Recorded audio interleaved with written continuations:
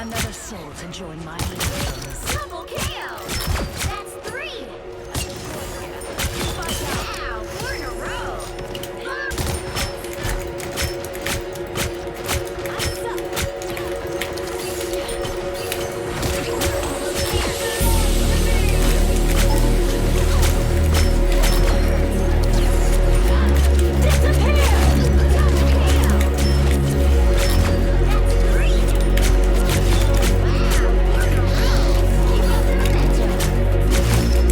Here you'll notice I don't shoot the invis, I wait for the rocket, and boom. The easier target, always what you want to prefer, right? And then as soon as they start backing up, I back up to my cover, but I don't need it because they're just all dead.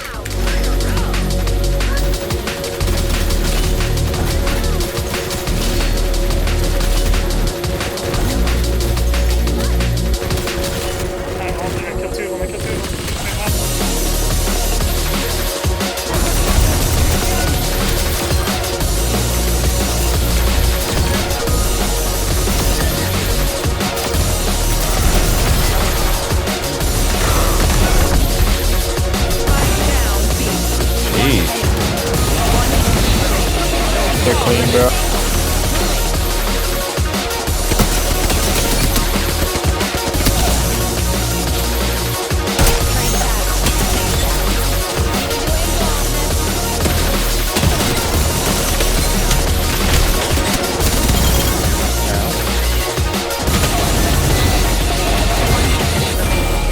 Oh, there you go. Good shot.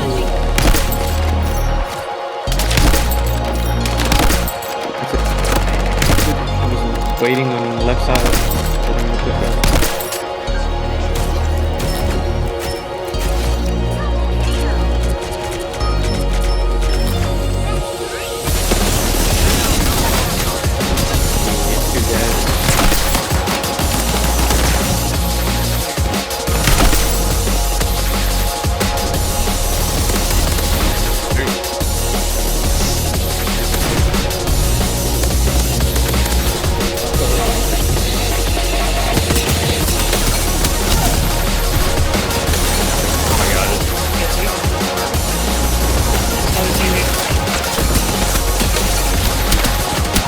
Drop down if you can.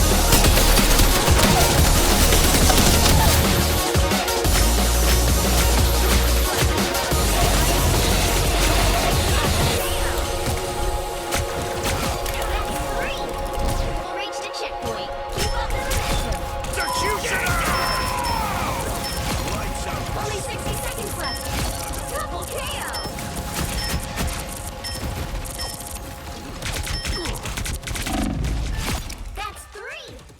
Yo, what's up guys? Hopefully you guys enjoyed the montage, and today we're going to be talking about finding your perfect sensitivity, not mine.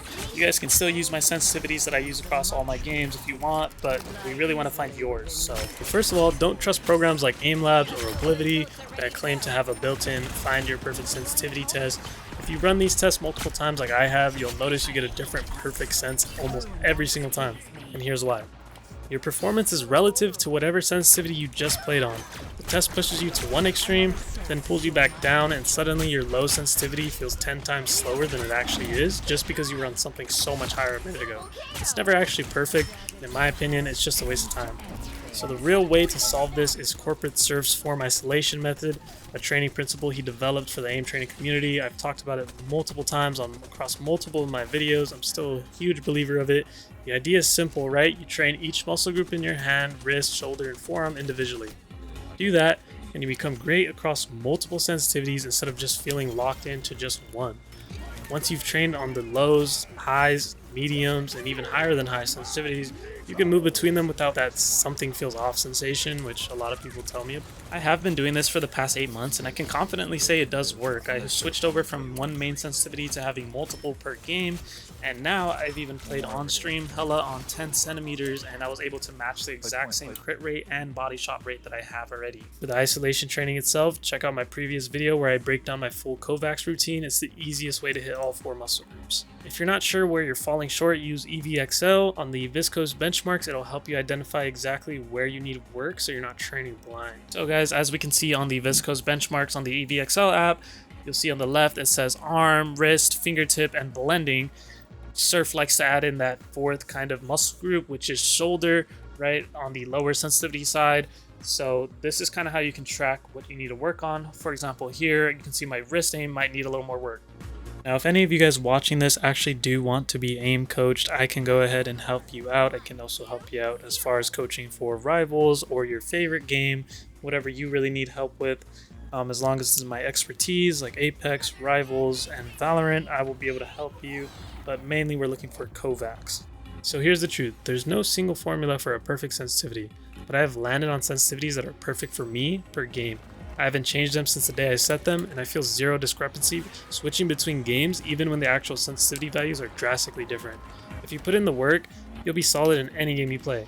The hard part isn't really the aim, it's the grind you want to hit for top 500 or going pro, which takes hours and hours of re-queuing every single day, playing the game constantly for 8 hours a day, right? Those are the people who are hitting those high ranks in games that you guys want, right?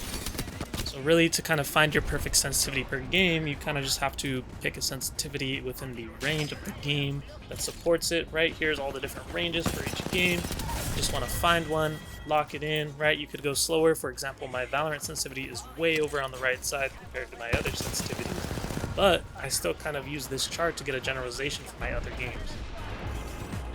The next step would be to train and isolate the skill set that you're currently lacking in, whether it's static, dynamic, reactive, or even precise tracking. And obviously you want to play playlists in between those form isolation days.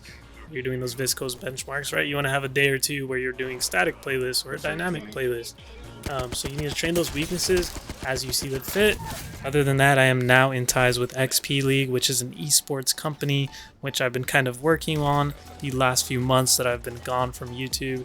However, I'm working on becoming their first verified aim coach, so that is great news. In other news, I recently coached a Celestial player who started doing my methods for aim training, and they were wondering kind of why they weren't improving as fast as they should have.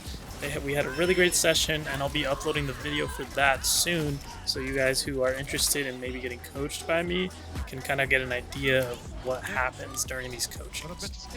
Anyways, guys, that's all I have for you today, and hopefully you guys have a great rest of your night.